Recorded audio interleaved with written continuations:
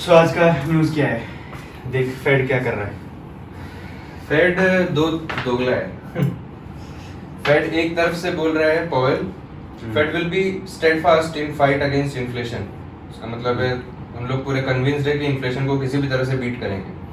और दूसरी तरफ फेड ऑफिशियल्स से hike less likely at June meeting. तो मतलब और पॉवेल बोल रहा है कि इन्फ्लेशन रिमेन्स टू हाई, अभी भी इन्फ्लेशन काफी है। उन लोग पिवट की तरफ पॉइंट कर रहे हैं, but there is an uncertainty कि इन्फ्लेशन अभी तक कूल डाउन नहीं हुआ है। इन्फ्लेशन कूल डाउन नहीं हुआ है। For that said DXY is bouncing off the lows. DXY का स्ट्रेंथ आ रहा है, मतलब मार्केट्स चांसेस है कि गिरे। डॉलर स्ट्रेंथ गेन कर रहा है। अरे भाई बात ये है कि ये दोनों चीज लिंक्ड रहते हैं। और बहुत लोगों को मालूम नहीं है। हाँ, रेट हाइक अगर होगा तो डॉलर स्ट्रांग होगा। भाई जितना ज्यादा इंटरेस्ट रेट उतना स्ट्रांग करेंसी और उतना खराब स्टॉक मार्केट परफॉर्म करेगा।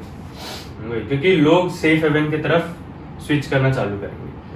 सो जब जो चीज भी बढ़ रहा है, लोग एक जगह से लिक्विडिटी निकाल के दूसरी जगह पे लिक्विडिटी लाएंगे, तो वो चीज है। प्लस इंडिया का एक खबर जो है, पता नहीं क्या हो रहा है, स्टॉक मार्केट तो बहुत ऊपर जा रहा है, लेकिन USD INR बहुत ही गंदा वाला ऊपर भाग रहा है।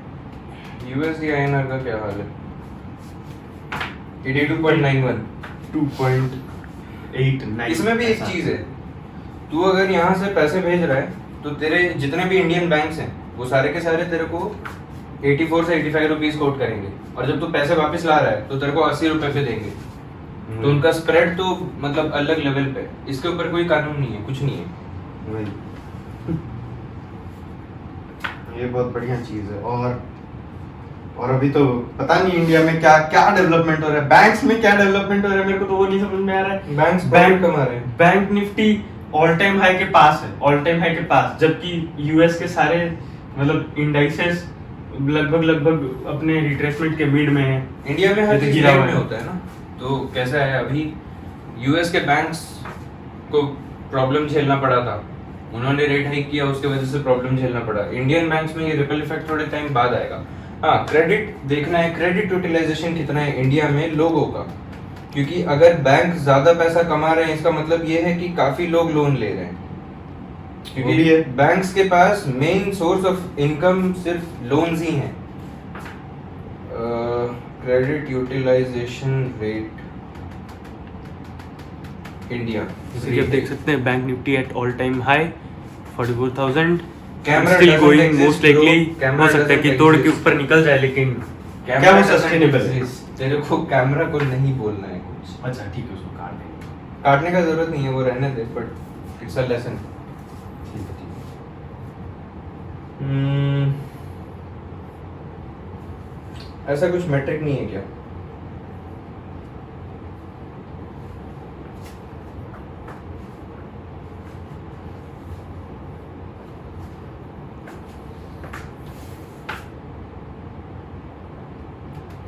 India consumer credit spending, consumer credit spending.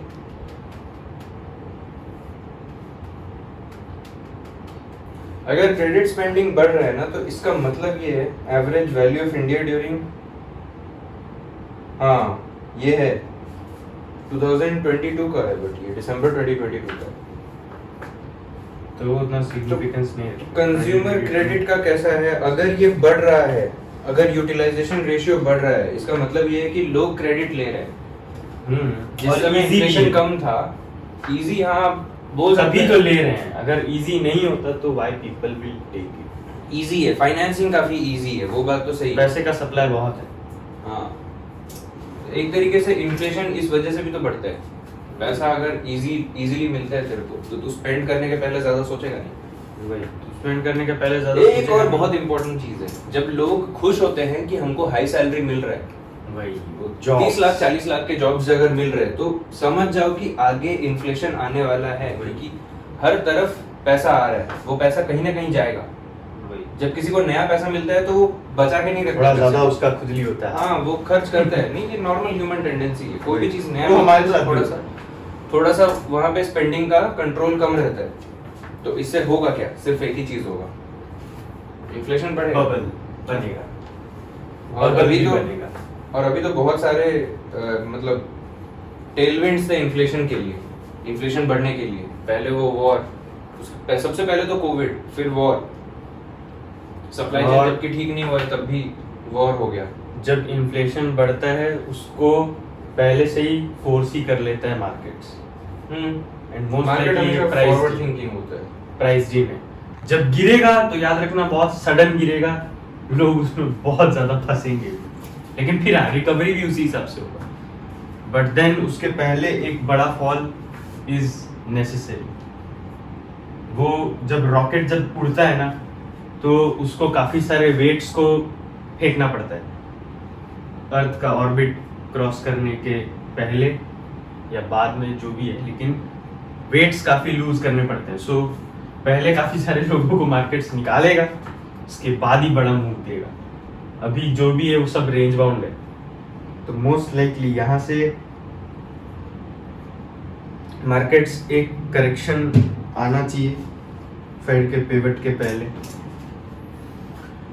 Bloomberg यहाँ पे बोल रहा है कि Powell steers policy debate with clear signal on June rate pause.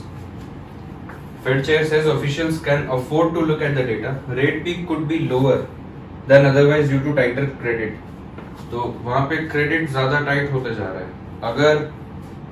अगर सही में उन लोगों को कंडीशन सही लगे ये टाइटर क्रेडिट वाला, तो हो सकता है उन लोग मतलब पीक थोड़ा कमा दे। पीक का टारगेट जो इन लोग का है, फिलहाल इन लोग का प्रोजेक्टेड रेट कितना है? Fed projected rate.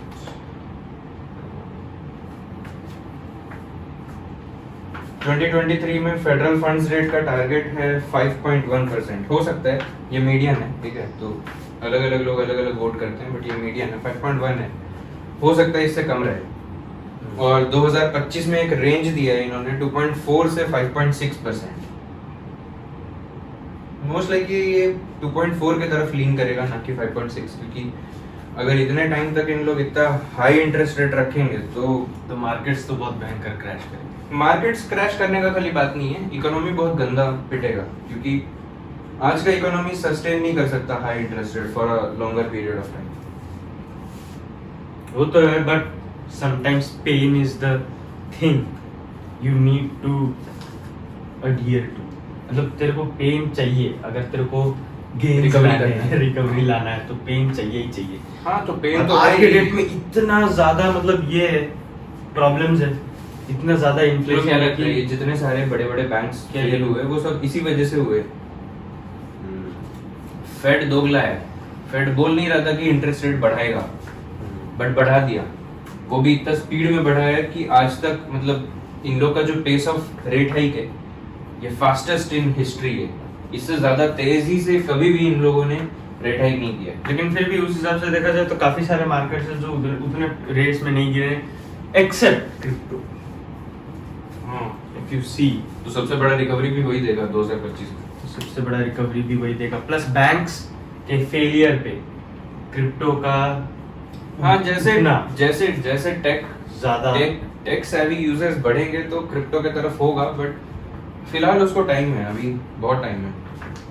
बट 10 से 20 साल है उसको अच्छे से मास अडॉप्शन के लिए। एआई एक जगह है जहाँ पे ये बहुत बड़ा इम्पैक्ट डालेगा मतलब इकोनॉमी के ऊपर। एआई इनफैक्ट बहुत ज्यादा, बाकी कोई भी इंडस्ट्री से ज्यादा इम्पैक्ट डालने वाला है एआई। हर जॉब में उसका मतलब एप्लीकेबिलिटी है, हर जगह पे वो यूज किया जा सकता है। अभी तो ऑलरेडी आर्टिस्ट एंड कोडर्स को रिप्लेस कर दिया, बट रिप्लेस नहीं कर रहा है, एड कर रहा है उन लोग को। आर्टिस्ट्स को हाँ तू बोल सकता है काफी हद तक रिप्लेस कर रहा है। रिप्लेस इन द सेंस ज्यादा अच्छा आर्टिस्ट से better looking visually appealing photos वो बना सकता है। लेकिन मान ले तेरे को एक एनएफटी बनाना है, क्या तू एआई को यूज करके एनएफटीज बना सकता है? आज के डेट में नहीं। आज के आर्टिस्ट जितना अच्छा डिटेल डालेगा तू प्रॉम्प्ट करके नहीं बना सकता है। हाँ, तेरे पास अगर एक डेडिकेटेड एआई है तो तू फिर भी कर सकता है वो चीज। एक जनरेटिव एआई है जो डेडिकेटेड है पूरा तेरे लिए, तूने उसको फाइन ट्यून किया है सिर्फ वही एनएफटी बनाने के लिए, तो वो काम करेगा। But at the same time एक आर्टिस्ट को पैसा देके तू अगर एनएफटी बनाएगा तो ज्यादा वो ज्यादा अच्छे से कर पाएगा क्योंकि नहीं, ज्यादा उसको अच्छे से criteria- नहीं, it will cost him less. तेरे को स्पेसिफिकली एक टाइप के ही एनएफटीज बनाने के लिए जैसा ट्रेनिंग डेटा चाहिए ना, वो ट्रेनिंग डेटा, वो न्यूरल नेटवर्क डिजाइन करने के लिए तेरे को ज्यादा पैसा खर्च करना पड़ेगा compare to hiring a artist. तो आज के डेट में वो फिजिबल नहीं है, बट फ्यूचर में फिजिबल हो जाएगा, हो सकता है, क्योंकि इनका पेस ऑफ डेवलपमेंट बहुत ज्यादा है। ठीक है, तो रैप अप करते हैं। आज सिर्फ फेड के बारे में ही है, और आज का फेड है, और उसके बाद फिर और भी एजुकेशनल वीडियोस आती रहेंगी, कोई दिक्कत नहीं। कट।